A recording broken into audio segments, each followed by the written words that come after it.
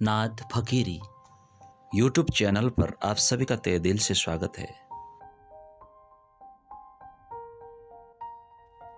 एकदा हि विशालायां चत्वार ऋषयो मलाः सत्संगार्थं समायाता ददृशुस्तत्र नारदम। एक दिन विशालापुरी में चारों ऋषि सत्संग के लिए आए। वहां उन्होंने नारद जी को देखा। नारद जी को देखकर पूछा, ब्राह्मण, आपका मुख उदास क्यों हो रहा है? आप चिंतातुर कैसे हैं? इतनी जल्दी जल्दी आप कहां जा रहे हैं और आपका आगमन कहां से हो रहा है?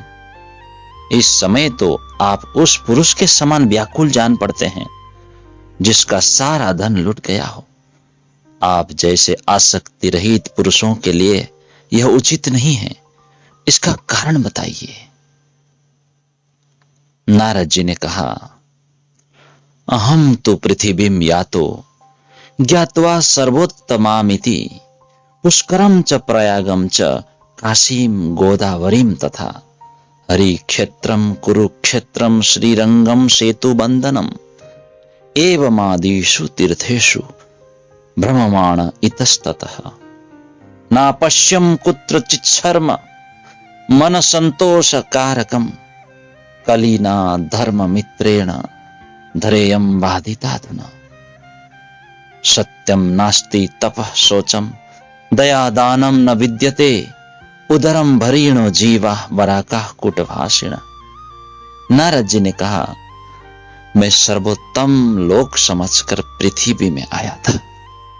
यहां आकर पुष्कर, प्रयाग, काशी, गोदावरी यानी नासिक, हरिद्वार, कुरुक्षेत्र, श्रीरंग और सेतुबंध आदि कई स्थानों में, कई तीर्थों में इधर उधर विचरता रहा, किंतु नारद कहते हैं, मुझे कहीं भी मन को संतोष देने वाली शांति नहीं मिली।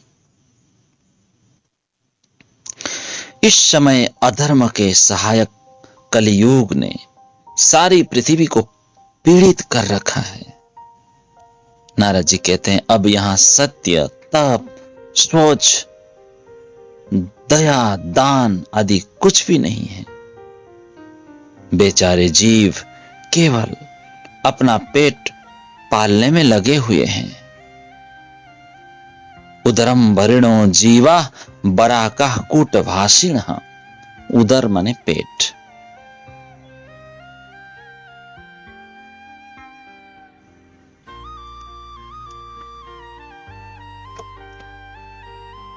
आगे नारद जी कहते हैं, मंदा सुमंद मतयो मंद भाग्या युपद्रुता पाखंड निरता संतो विरक्ता सपरिग्रह। वे असत्यभाषी, आलसी, मंद बुद्धि, भाग्यहीन, उपद्रवग्रस्त हो गए हैं। जो साधु संत कहे जाते हैं वे पूरे पाखंडी हो गए हैं। देखने में तो वे विरक्त हैं, किंतु स्त्री, धन आदि सभी का परिग्रह करते हैं।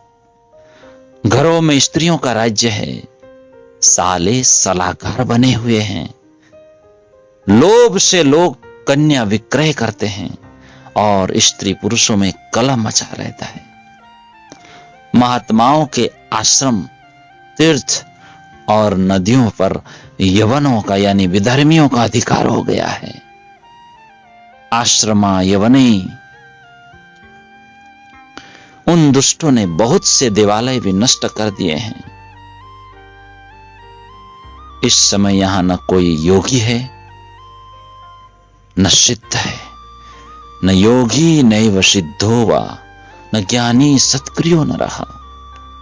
कली दावा नले नात्य साधनम भस्मताम गतम।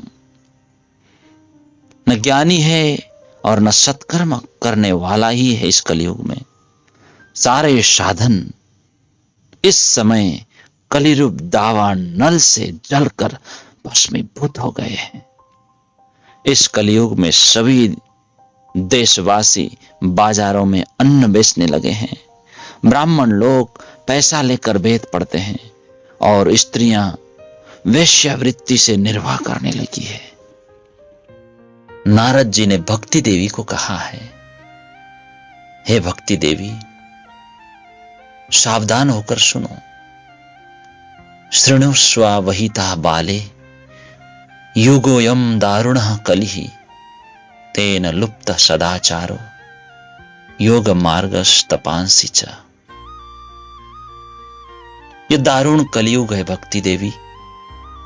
इसी से इस समय सदाचार, योग मार्ग और तप आदि सभी लुप्त हो गए हैं। लोग शठता और दुष्कर्म में लगकर अघासुर बन रहे हैं। जना अघासुरायन्ते साठ्य दुष्कर्म कारिणः। संसार में जहां देखो वहीं सत्पुरुष दुख से म्लान है और दुष्ट सुखी हो रहे हैं।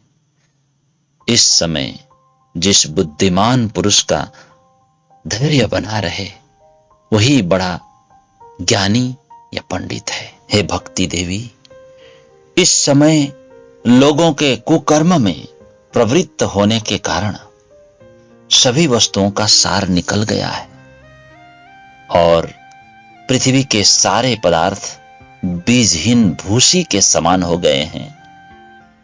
ब्राह्मण केवल अन्न धनादि के लोभवश घर घर एवं जन जन को भागवत की कथा सुनाने लगे हैं।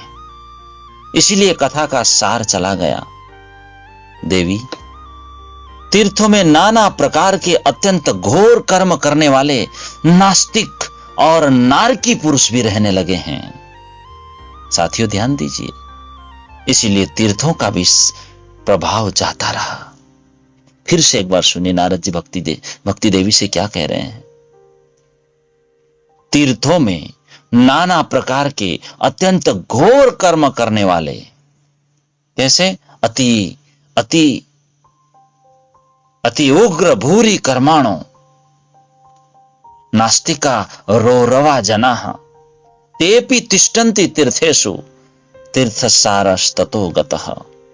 नाना प्रकार के घोर कर्म करने वाले नास्तिक लोग और नारकी पुरुष भी तीर्थों में वास करने लगे। इसीलिए तीर्थों का भी प्रभाव जाता रहा देवी, जाता रहा।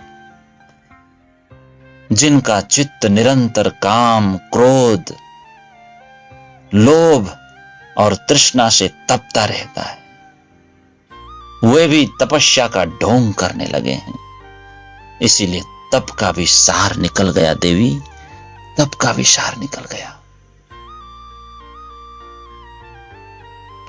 मन पर काबू न होने के कारण, लोभ, दंभ और पाखंड का आश्रय लेने के कारण, शास्त्र का अभ्यास न करने के कारण ध्यान योग का फल मिट गया देवी। पंडितों की यह दशा है कि वे अपनी स्त्रियों के साथ, ध्यान से सुनिएगा, भैंसों की तरह रमण करते हैं। पंडितास्तु कलत्रेण रमन्ते महिषा इव पुत्र स्योत्पादने दक्षा अदक्षा मुक्ति साधने। फिर से सुनिए। हे देवी, नारद जी भक्ति देवी से कह रहे हैं, हे देवी, पंडितों की यह दशा है कि वे अपनी स्त्रियों के साथ भैंसों की तरह रमण करते हैं। उनमें संतान पैदा करने की ही कुशलता पाई जाती है। मुक्ति साधन में, मोक्ष साधन में वे सर्वथा अकुशल है देवी, अकुशल है। देवी, संप्रदायानुसार प्राप्त हुई वैष्णवता भी कहीं देखने में नहीं आती। इस प्रकार जगह जगह सभी वस्तुओं का सार लुप्त हो गया है देवी। यह तो इस युग का स्वभाव ही है देवी।